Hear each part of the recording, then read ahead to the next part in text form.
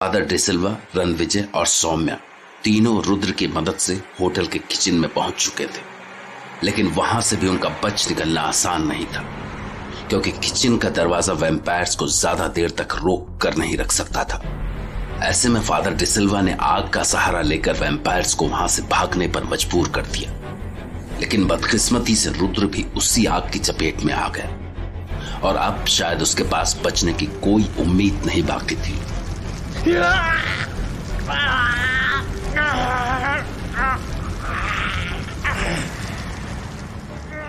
Father, आग काफी फैल चुकी है। अगर अब भी हमने देर की तो रुद्र को नहीं बचाया जा सकता है। ये दरवाजा काफी गर्म होगा, इसे किसी चीज से पकड़कर खोलना होगा, लेकिन संभाल कर। ये हैंडल काफी गर्म है, खुल भी नहीं रहा है। शायद जैम हो गया है।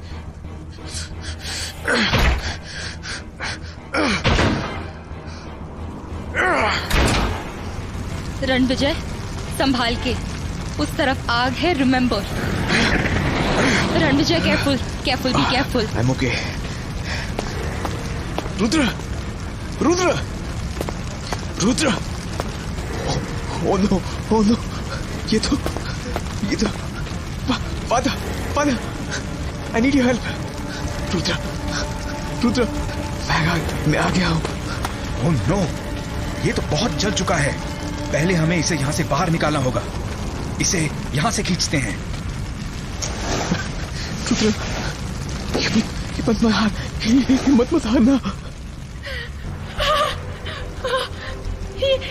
ये क्या हालत हो गई है रुद्र की?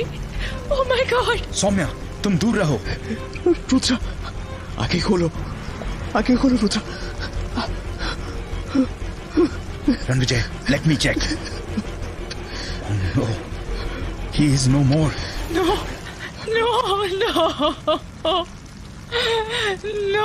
ऐसे नहीं हो सकता। फादर, नहीं, ऐसे नहीं हो सकता। हम इसे हॉस्पिटल ले जाते हैं। Ranvijay, he is dead. नहीं फादर, हम इसे हॉस्पिटल ले जाते हैं। अभी ये सही हो जाएगा। Ranvijay, I am a doctor. Rudra is dead. संभालो अपने आप को।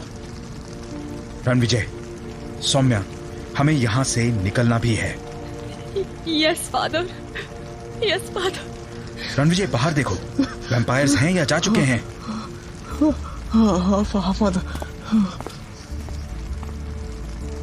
सौम्या, तुम यहाँ खिड़कियों पर लगे पर्दे उतार कर ला सकती हो? हमें रुद्र को यहाँ से ले जाना है। Yes father. ओके। रुद्र, मैंने कहा था हमें साथ साथ बड़ी लंबी लड़ाइयां लड़नी है। तुम्हें इस तरह नहीं जाना था। Father, it's safe outside. Yes, it is safe for us because of Rudra. Rudra, it's not over. It's not over for us. For me. एक अश्विन के इनविटेशन पर सारा खेल शुरू हुआ था, जिसे दूसरे अश्विन ने अंजाम तक पहुंचाया। लेकिन अश्विन तो महज एक मोहरा था, क्योंकि इस खेल के पीछे का असल चेहरा था डैनी डिकोस्टा। फादर ने रुद्र को वैम्पायर का शिकार होने से तो बचा लिया, लेकिन वो उसे आग से नहीं बचा पाए। आग से बुरी तरह झुलस चुके रुद्र की मौत हो चुकी थी और फादर डिसिल्वा इस वक्त अपने घर पर रुद्र की जली हुई लाश के सामने बैठे थे। फादर, आप थोड़ा रेस्ट कर लीजिए। No, I am okay. Father, अभी सुबह होने में टाइम है। आप कब तक ऐसे बैठे रहेंगे? रणविजय, सही कहा तुमने। हम कब तक ऐसे ही बैठे रहेंगे? हम आज जैसी एक और रात नहीं झेल सकते हैं। हाँ, आप सही कह रहे हैं फादर। डैनी ने अपनी आर्मी बनाना शुरू कर दिया है। वो अब हमारा पीछा नहीं छोड़ेगा। तुम सही कह रहे हो। अब वो हमारा पीछा नहीं छोड़ेंगे। हम देख चुके हैं कि वो क्या कर सकते हैं। उसने हमसे रुद्र को छीन लिया। रणविजय, रुद्र को मैं बहुत पहले से नहीं जानता था। जेनी के कहने पर वो उसके ट्रीटमेंट के लिए मुझसे मिलने आया था। वो बहुत जिद्दी था, अपने आगे किसी की बात नहीं सुनता था। अपने बिलीफ पर वो इतना यकीन करता था कि मेरी भी नहीं सुनता था। But he was an honest person. उसने जो काम किया ऑनेस्टली किया। आखिरी वक्त तक उसने अपना काम पूरी ऑनेस्टी से किया। रणविजय वो अक्सर मुझसे बहस करता था कि साइंस ये कहती है, बुक्स में ये लिखा है, और मैं भी हर बार उससे यही कहता था कि साइंस इंसानों ने नहीं बनाई है, बुक्स इंसानों ने ही लिखी है। बुक्स में लिखी हर बात मेरे जैसे, तुम्हारे जैसे किसी इंसान ने अपने एक्सपेरिमेंट्स, अपने ऑब्जर्वेशन, अपनी रिसर्च के बेस पर लिखी हैं, और वो हर बार मेरी बात मान जाता था। फादर, रुद्र भी अपनी डायरी लिखा करता था। आई डोंट थिंक उसे डायरी लिखने का शौक होगा। लेकिन वो रिसर्चर था, तो अपने पॉइंट्स कहीं तो नोट करता होगा। शायद उसकी डायरी या जर्नल से कोई काम की इंफॉर्मेशन मिल जाए। Yes, you are right. He gave me that diary. उसमें उसने अपने पेशेंट्स की सारी एक्टिविटीज, सारे रिकॉर्ड्स लिखे हैं। आई थिंक हमें उसमें से जरूर कोई काम की इंफॉर्मेशन मिलेगी। Yes, this one. इसमें उसने सारी डिटेल्स लिखी हुई हैं। फादर, मुझे देखने दीजिए। शायद मैं... यू आर राइट। तुम डैनी को ज्यादा बेहतर तरीके से समझते हो। थैंक्स फादर, मैं इसे स्टडी करता हूं। And please take some rest. लेकिन अगर तुम्हें कुछ भी काम का मिले तो मुझे उसी वक्त बता देना, देर मत करना। मैं बगल वाले रूम में हूं। Sure father. अब देखो इस डायरी में लिखा क्या है। राक्षस। मैं राक्षस हूं। ओके, तो ये अश्विन के केस की डिटेल लगती है। यहां से देखता हूं। Patient name unknown. आज पेशेंट बड़ा अजीब बिहेव कर रहा है। बार बार कह रहा था मैं राक्षस हूं, मैं राक्षस हूं। ओके, यहां लिखा है मेरे मालिक जल्द आने वाले हैं। पेशेंट बाहर भाग गया। ये शायद काम का लग रहा है। रात को पेशेंट खिड़की से कूदकर भाग गया। वो भागकर एक घर के बाहर खड़ा हो गया, जैसे किसी से बात कर रहा हो।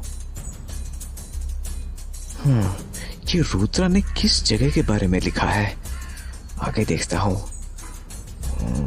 हाँ, ये समझ में नहीं आ रहा है कि वो पेशेंट वहां से आगे भी भाग सकता था, लेकिन वो उसी घर के पास जाकर क्यों रुक गया, जबकि वो घर मेंटल हॉस्पिटल से बस कुछ ही दूरी पर है।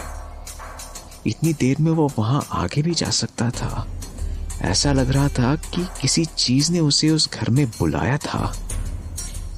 वो वहां किसी से बात भी कर रहा था, और आखिर में वो आसमान में देख रहा था, जहां एक बड़ा सा चमगादड़ आसमान में एकदम सीधा उड़ रहा था। ये रुद्रा किस जगह के बारे में बात कर रहा है? कहीं ऐसा तो नहीं कि डैनी उस घर में हो? Oh my God!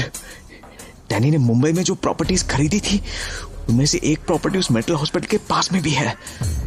हाँ, मुझे पक्का याद है। तो इसका मतलब डैनी ने जो कॉफिन बॉक्सेस रत्नागढ़ महल से मुंबई भिजवाए थे, वो बॉक्सेस कहीं इसी महल में तो नहीं है जिनके बारे में रुद्रा ने लिखा है, क्योंकि मेंटल हॉस्पिटल से सारी लाशें गायब हो गई थी। मतलब वो सारे वैम्पायर्स डैनी के उसी घर पर उसके साथ होंगे। Oh my God! पूरी वैम्पायर आर्मी एक साथ। मुझे फादर को बताना होगा। Father? Yes Ranvijay. Father, I found something really important. Rudra ने अपनी डायरी में एक जगह लिखा था, कि अश्विन एक रात मेंटल हॉस्पिटल से भागकर पास में ही एक बंद पड़े घर के बाहर चला गया था। ऐसा लग रहा था कि वो किसी से बातें कर रहा हो। डैनी उसी घर में होना चाहिए, क्योंकि उसने बॉम्बे में जो प्रॉपर्टीज परचेज की है उनमें से एक प्रॉपर्टी मेंटल हॉस्पिटल के बिल्कुल पास में ही है। शायद दिन के वक्त हमें सारे वैम्पायर्स वहीं कॉफिन्स में मिल जाए। अगर ऐसा है तो हमें देर नहीं करनी चाहिए। हम आज दिन में ही उन सारे वैम्पायर्स को खत्म कर देंगे। Danny D'Costa, the wait is over. We are coming.